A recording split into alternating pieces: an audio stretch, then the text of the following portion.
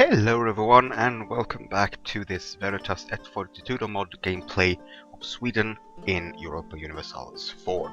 Now, last episode we vassalized the Teutons and our reputation took a little bit of a hit. Now, we haven't gotten a coalition yet. That is going to happen here. Now, luckily for us, some of the nations that are really upset with us are... Well, Poland is in a coalition. Bohemia is in a coalition. So hopefully they stay out of it. But the Denmark, these northern parts of the HRE, the Livonian Order, Kiev, Turovpensk, Mazovia, they are going to hate us and they are going to coalition us. I'm almost certain of it. But let's start and see what happens.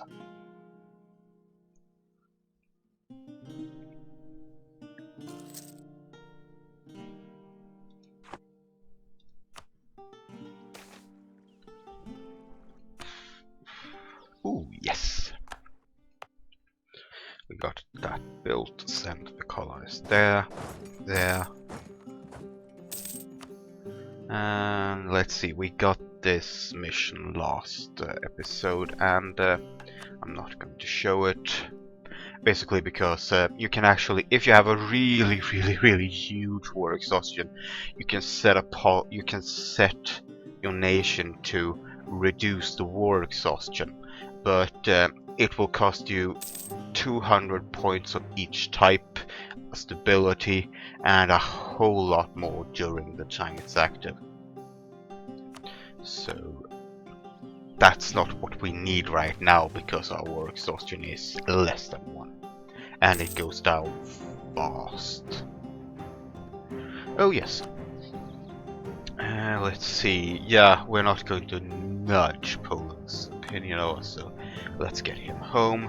And let's sell Danzig back to the Teutons, so I don't have to core it. And they will get they will actually get supply from this, so they can actually have more troops. I'm not getting any of that right now because I haven't got it. So province, Danzig, 420 gold. That should make them at least a little bit happier, but I'm going to improve relations with them anyway.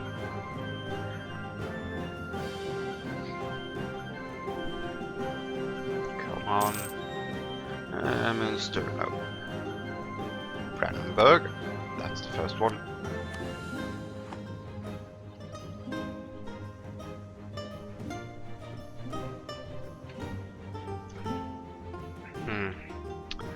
The Hansa is not doing that well.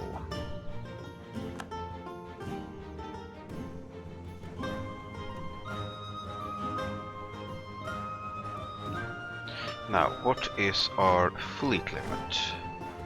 We're at it. So, I can build one more soldier, which I think I will. And that one is going to be up here to join this little squad.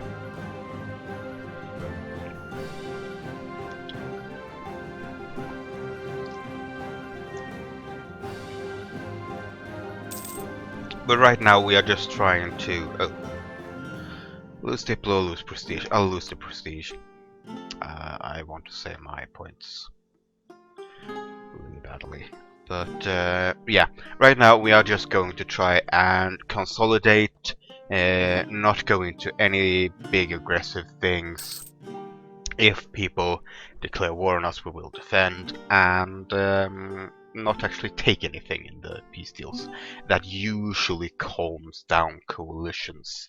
If you actually win big but demand very little, if you demand that the enemy concedes defeat, that usually calms them down, that maybe I'm not that power hungry to take things if I don't do it in peace deals.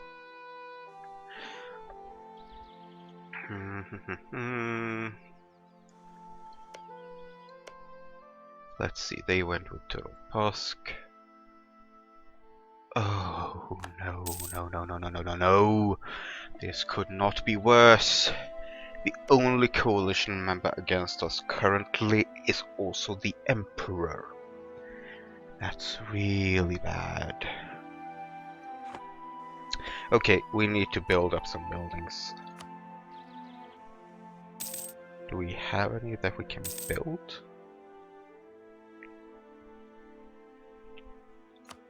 Yeah, armories. Rats in the granary. Exterminate them.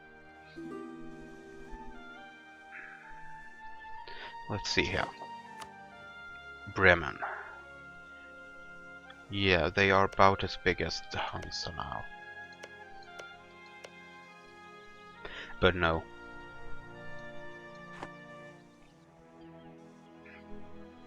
We have 3 out of 6, so I can have more diplomatic relations. But I'm not gonna. No. I'll pause here. Build buildings. Let's see. What we need is not really manpower. We got a lot of it. And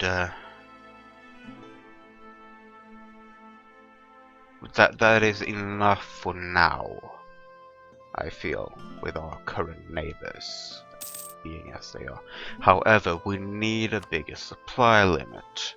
So, building these defensive positions, especially here and here,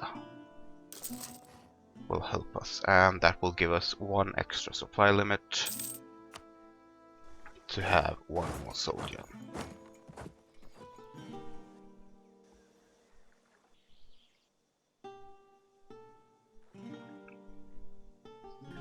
What I am worried about right now is that Denmark declares war, goes into the coalition and declares war, and calls him Brandenburg. Because that can be very, very bad. Because then we have Denmark going up here, we got Norway coming in from here, and we got Brandenburg, which is the Emperor, so he can walk anywhere he wants here. He will just push in here. And we can't defend all 3 places at once. We will have to decide where to defend. And due to his Emperor status, he will have a much larger army than our vassal can support. So that's going to be bad.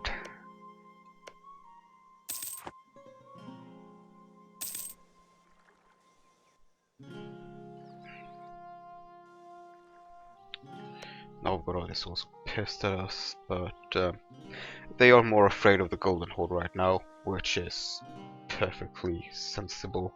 They are big. Name is over here, they stretch over here. So yeah, their concerns lie elsewhere until we start colonizing over here. And then they realize, oh, yeah, maybe we should be concerned about this player here.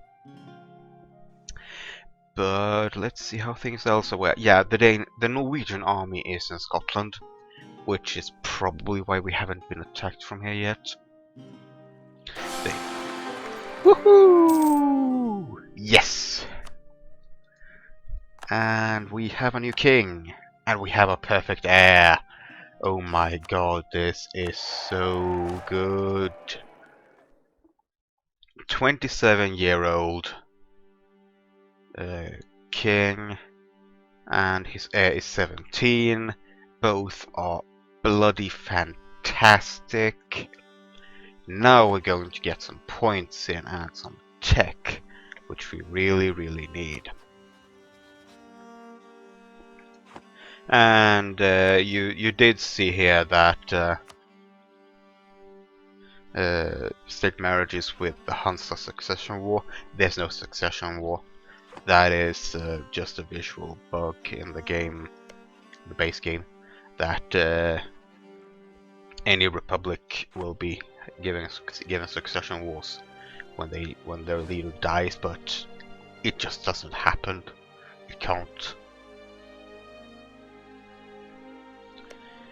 Now, yep, England at war again. However, do notice that France is no longer the automatic leader of this alliance. It's Scotland, because they were attacked. So France is now so small, they can't demand to be the leader of a war. That's noticeable. Let's see here. Our advisors currently cost 4 ducats a month. So that's not that much cheaper. But we do wish to start these ideas early, but admin tech is a lot more important right now rather than getting ideas. So we're gonna keep the points. Losing control to remote rescue. Oh.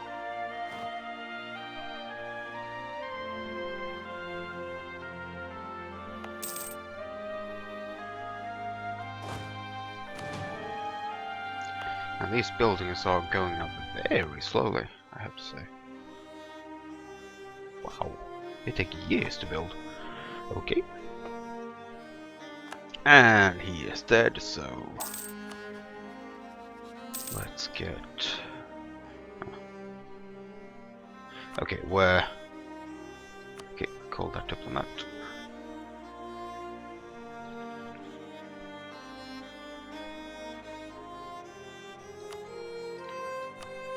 Send him there, and we could use one with England as well.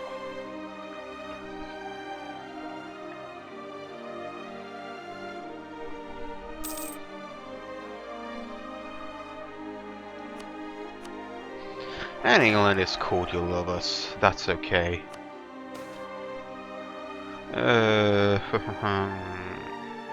Side with the merchants.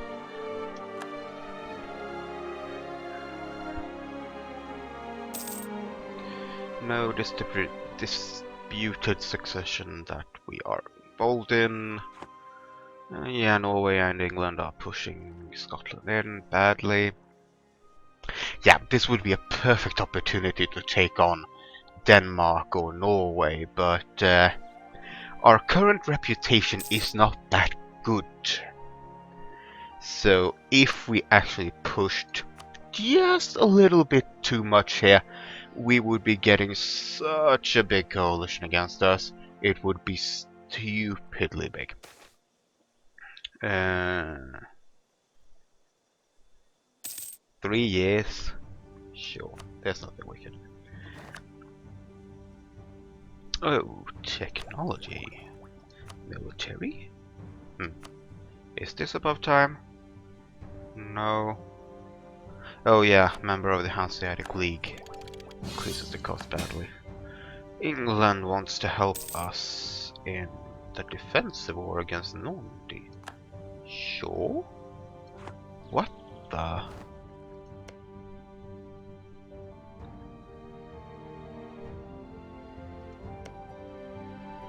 Oh. No. What the hell happened here?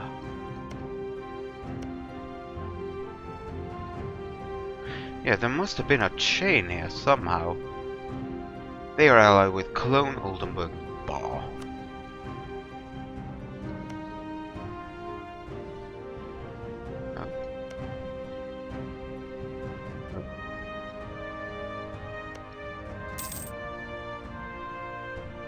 No. What the hell? This is the Norman conquest of Picardy. So, Normandy declared war on Flanders. Yes, it's Flanders. It's like I'm wearing nothing at all. But yeah, they are guaranteed by England, so England went in and got the leadership. Oh, thank you. And Mecklenburg joined the coalition that just keeps growing.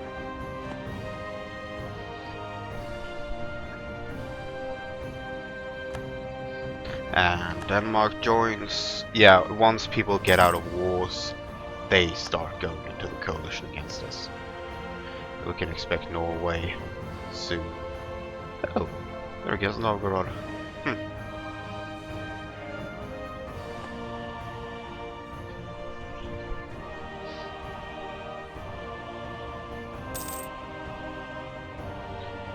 Let's see here.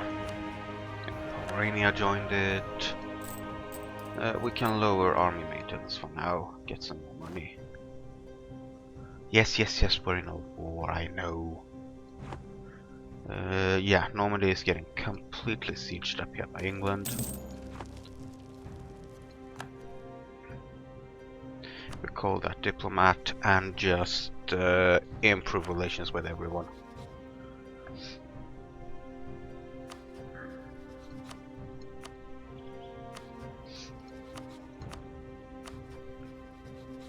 Yeah, they're our rival, they're not going to like us ever.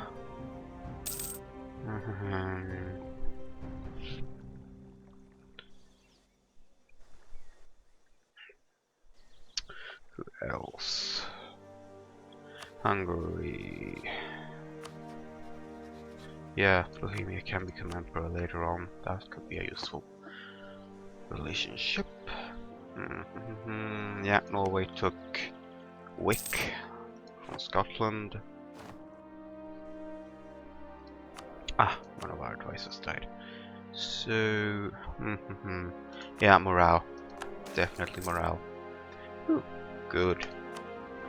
More money. Yeah, this episode is not going to be that much about warfare, because, yeah, I'm laying low for now. Which we really need to, unless we were going to go completely bonanzas on our neighbors. But this is the game in the long haul, where we have 500 years to go until the mid-1800s, where the game ends. And yes, even on max speed, that is going to take a heck of a long time. No. Come on. Let me take up. 1 year ahead of time? No, don't think so. Well, one thing that I can explain that is new in the patch, that is both for this game and for the base game, is administrative efficiency. I have not explained this before because I knew there was going to come a time where we basically needed the game to run for some time. Now, this is something completely new that changes the end game, or the end game completely overhauled. First of all, this is gained by admin tech. In the base game, you get 25%, each of the levels 23, 25, and 28. I'm not 100% sure on those levels, but somewhere around there you get that 25% on each level. Now, what does this do? Well, first of all, the positive side is that you can expand a lot faster. The cost for peace deals go down by this percentage. So at 75%, you can basically annex any nation. England gets excommunicated. Okay. And England starts expanding into France. Yeah, so you can actually annex quite a lot of smaller nations and even medium nations. Now, this would be bad if you also still had the coring costs, but the coring costs in admin points go down the same, by the same percentage. So, having far cheaper coring costs, the speed is very fast. Even here, in this time, it still goes very fast to core stuff. It just costs a lot. In endgame, that is going to be ridiculously cheap and easy to come by. And oh.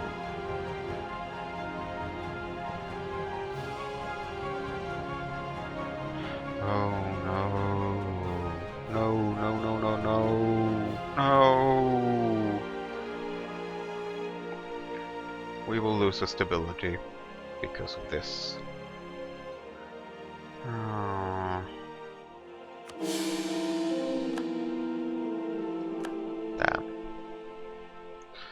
We're not at war. We got the morning is minus 25%. So yeah, we're gonna take that. It costs a lot and it delays our tech, but we need a positive stability to get some bonuses. That's still ahead.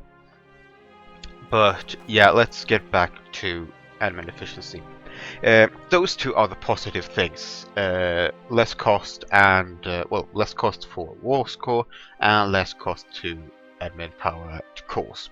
Now, the two problems with this is one, aggressive expansion is still just as bad, and as we have seen here, even annexing this territory gives a big amount of aggressive expansion. In the end game, you can annex quite large territories and get big coalitions against you. I believe that this is based on the bigger territorial grabs that actually existed in the end of the 18th century. Especially comes to mind Napoleon of France. But there were a few more that actually tried to grab quite a lot of land in that day and age. And the previous mechanics, unpause, thank you. In the previous patches of this game, it didn't actually simulate that day very good. So with this change, the game actually becomes much more interesting late game, whereas previously I found it a bit tedious actually. The late game, you could well, once you're a big nation, you could steamroll people, but you couldn't take what you actually got. You had to just take 2 provinces here, 1 province there, 1 province there. It just wasn't that fun, to be fair. Now though, I have played one full game of France, and it was main France and sort of this area. I had my East Front right across Germany, and that was about mid 1700s, where you start getting those tech upgrades. I haven't finished it completely yet. However, the second problem with these admin efficiency is that you have colonies at this point. Colonial independence, the way that colonies want independence will grow by this percentage. So, as an example, you have 50% admin efficiency. The max is 75. If you have 20 tariffs in your colonies, which is quite low, I'll admit, then they will actually get 30 independence desire. Previously, before you had any administrative efficiency, you got the same as the tariff, and that could be lowered or made higher by different events.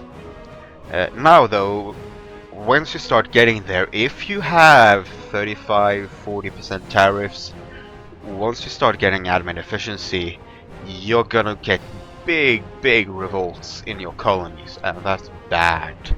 So you need to prepare your nation for that inevitable shift.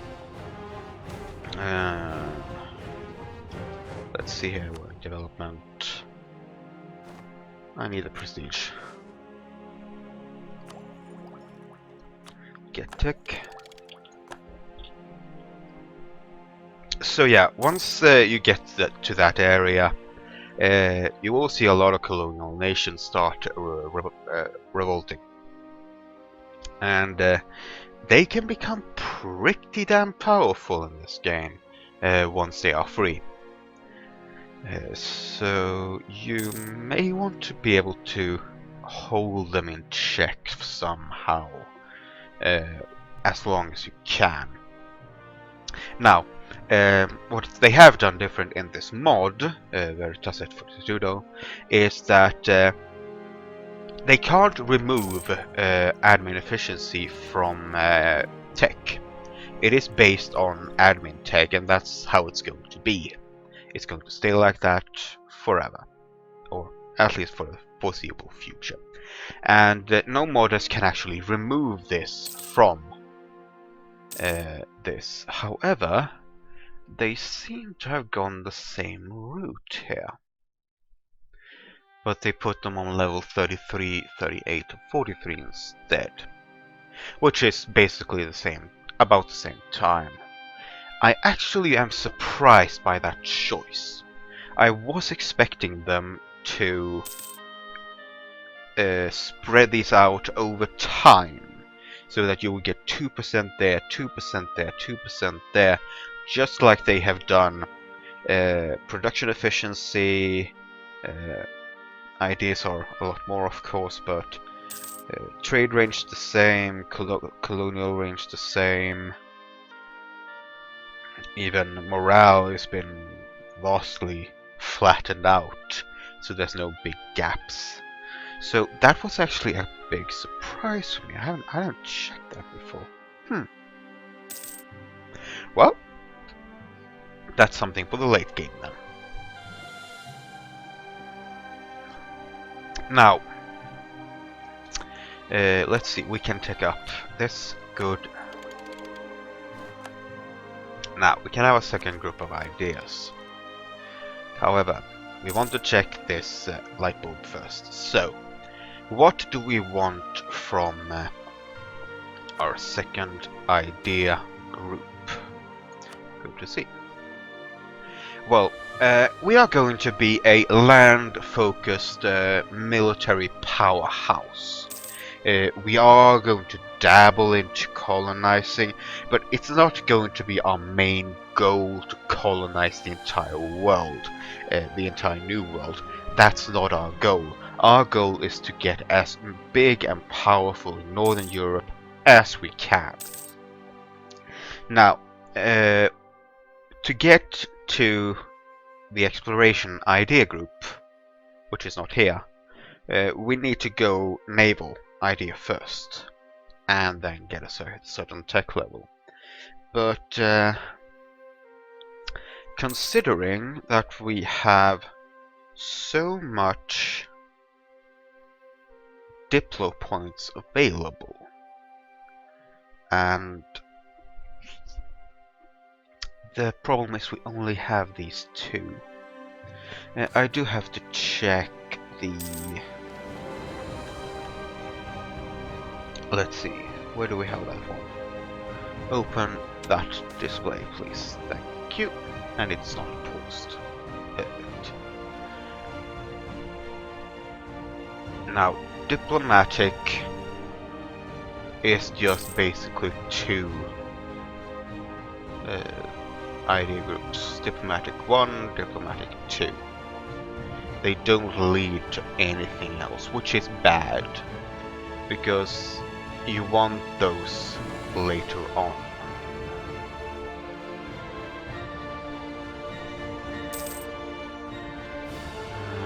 Trade would give us Mercantilist or Free Trade, Merchant Adventures, Grand Fleet or Merchant Marine.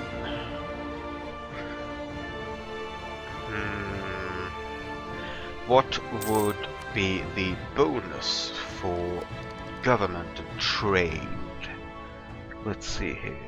The Importation Act, National Trade Income Modifier plus 10%. That's a really good one. But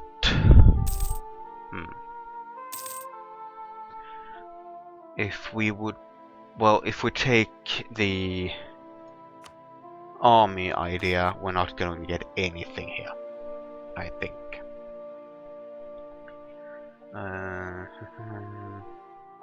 Naval exploration, diplomatic, espionage, religious, defensive. Nope, we're not going to get anything from that extra, so to speak. But the army idea is such a basic idea to take that we are going to need it. More manpower, more force limit, 10% discipline. Oh shit, pause. Maintenance up.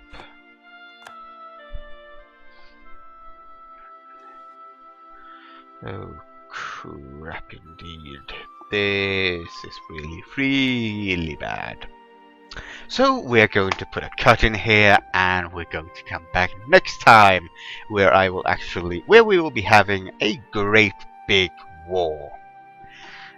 Where hopefully, yeah, England and the Hansa actually answer our call, so hopefully England can ferry over some troops and have their navy ready. But we will be seeing each other in that episode, and for now, thank you for watching and goodbye.